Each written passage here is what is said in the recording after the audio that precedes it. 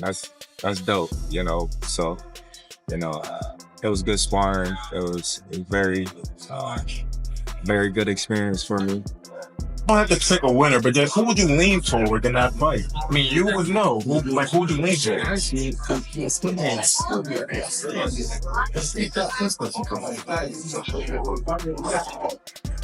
Him, the way we focused on him.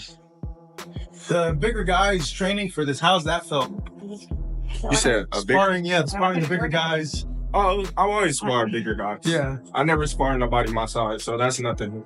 Okay, guys. After failing to beat Canelo in 3 attempts, Gennady Golovkin has now decided to help Terence Crawford do what he couldn't, hand Canelo a defeat in a single fight. When you reflect on your career and all the victories you've achieved, is there one particular fight for both of you that stands out as the most meaningful and you said, damn, I did that with pride? I would say for me, you know, the most meaningful fight for me was becoming a world champion. You know, but in the fans' eyes, my biggest moment was against Errol Spence. For me, I have many, but I think with Triple G is one of my biggest. Terence Crawford jumped straight back into camp right after his press tour, and just 2 days in, Gennady Golovkin showed up to visit him. Beating Canelo Alvarez is no easy task. Only the fighters have managed it. Now, Golovkin wants to help Crawford become the third. Triple G's greatest weapon has always been his power, and that's exactly what he focused on with Crawford, sharing tips on how to sharpen his punching strength.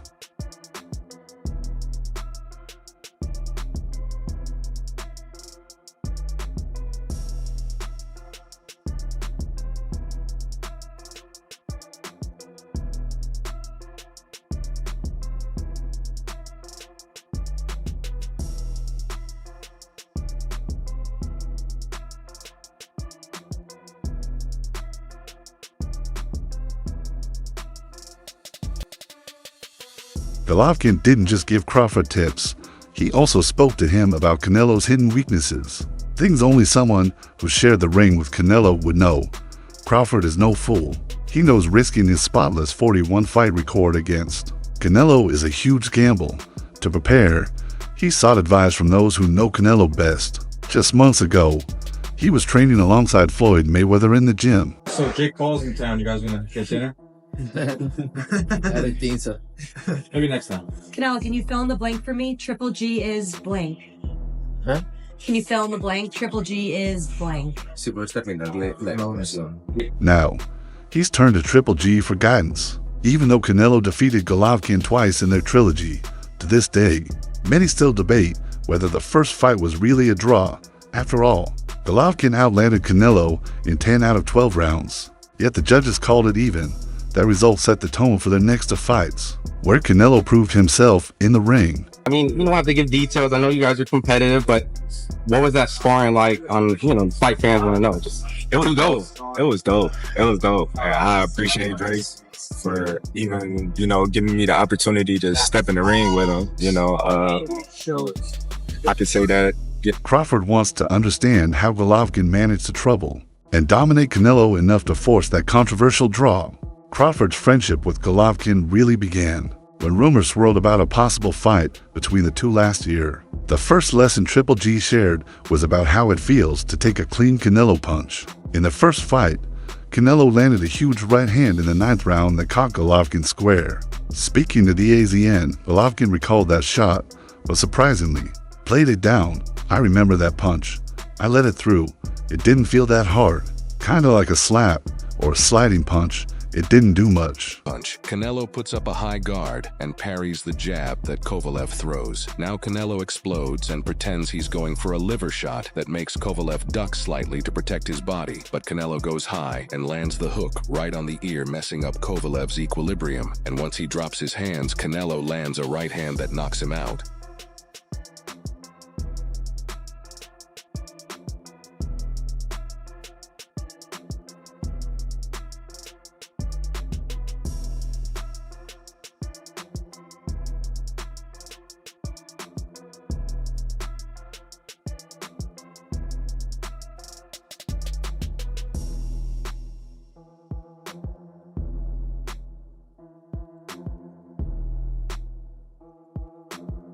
With Golovkin playing down Canelo's power, Golovkin's casual take on Canelo's power may boost Crawford's confidence heading into their showdown. Besides sharing advice, Crawford also did some light sparring with Triple G, just like he sparred with Mayweather when rumors of a Crawford versus Golovkin fight were flying. Many doubted such a fight could ever happen. Last year, talk spread that His Excellency Turki Alashik was trying to arrange a mega fight between Crawford and Golovkin, but some fights in boxing simply aren't realistic, no matter how much fans want them. Да, потому что я скажу так, наверное, во мне вот эта вот страсть к боксу еще пока не остыла. В данный момент у меня 3 пояса в 160, мне надо решать свои вопросы.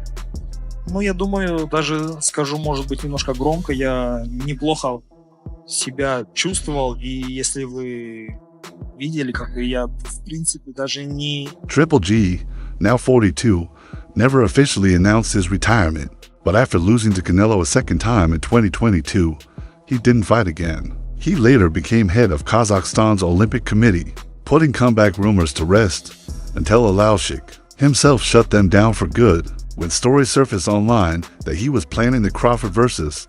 Golovkin fight for 2025. Fight Hub TV picked it up and asked fans what they thought. That caught Alashik's attention. He quickly jumped into the comments to say, "Not true," confirming the rumors were baseless.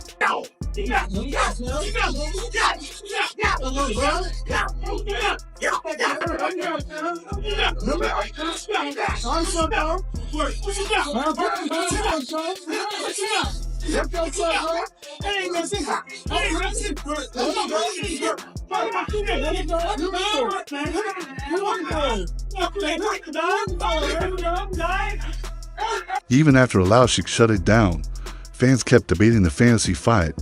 Despite being semi-retired, Golovkin still has a loyal fan base who stood by him online. One fan claimed Triple G probably still packs serious power, saying at 160, he might be slow, but he's still strong.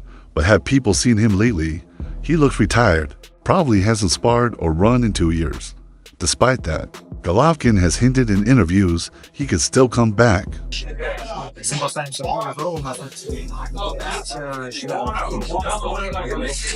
Люди заслуживают такие бои, их надо I believe the boxing fans will win, definitely, and promoters too. Though fights like these need to happen. Another fan shared a bold prediction.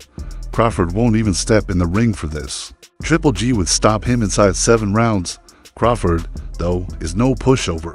He's gone the distance only once in his last 12 fights. Another fan echoed the thought, prime Triple G versus Bud. Triple G wins easily in his prime.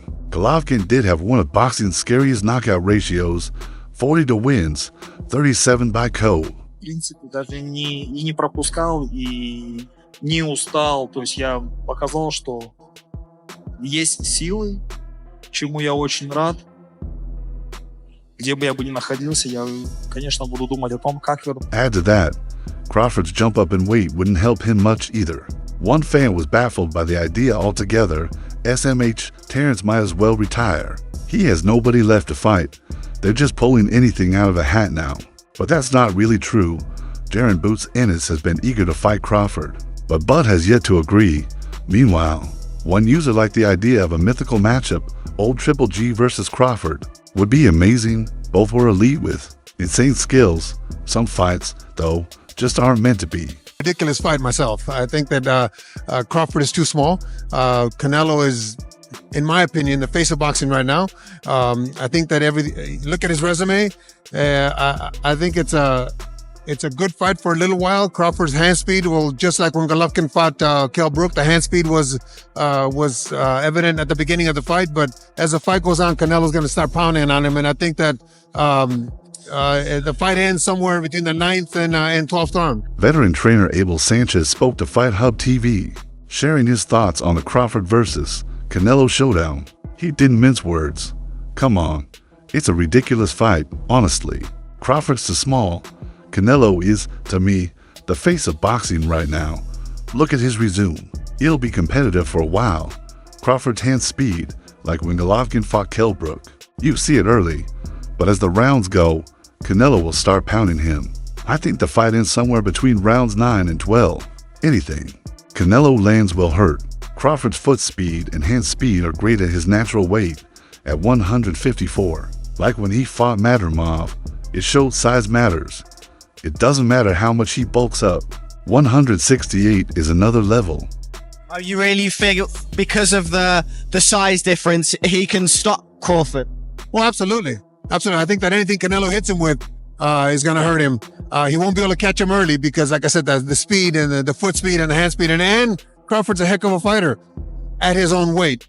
54, when he fought Madrimov in his last fight, showed us that he can't really, the weight makes a difference. I don't care how much weight he gains and how much he does to try to get up to that level, 168. What's been going on, Terence? Talk to us for a little bit. I got somewhere to go, man. Yeah. We follow you for just the time being. Yeah. Hey guys, you guys are supposed to do interviews over there. Yep. Terence, I like the. Don't talk to him. Mario, don't I got an interview with you? They haven't told me that. I would love to have an interview. I haven't had an interview with you, a proper interview, in a year and a half. What's up, man? What's up, bro? Don't get the cold, man. Yeah.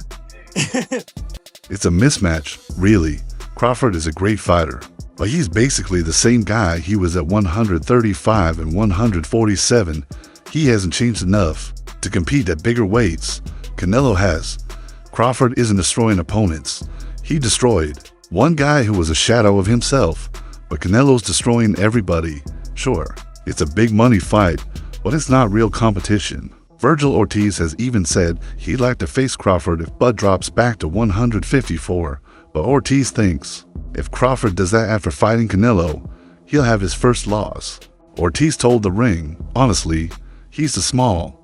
He might weigh 180 now, but putting on weight and truly belonging there are two different things. Your move up to 154, how much stronger are you feeling? How much better are you feeling at 54? I feel great. I feel strong. I feel motivated. You know, I'm just ready to go out here and do my thing. Yeah. Terence, tell us about that back and forth with Eddie. Oh, Eddie. Yeah, you look a little heated there. I ain't heated. No. Eddie just be throwing rocks and just saying anything that comes to his mind to make itself sound, I don't know. I'd understand if he fought a lower level guy at that weight, but this is Canelo. He's world class. He's boxed forever. It'll be a clear win for Canelo. Ortiz added, Crawford gets hit, and you can't do that with Canelo. If you get hit clean by Canelo, you're in trouble, no matter who you are. And Canelo's not slow. He'll catch you off guard. It's just different.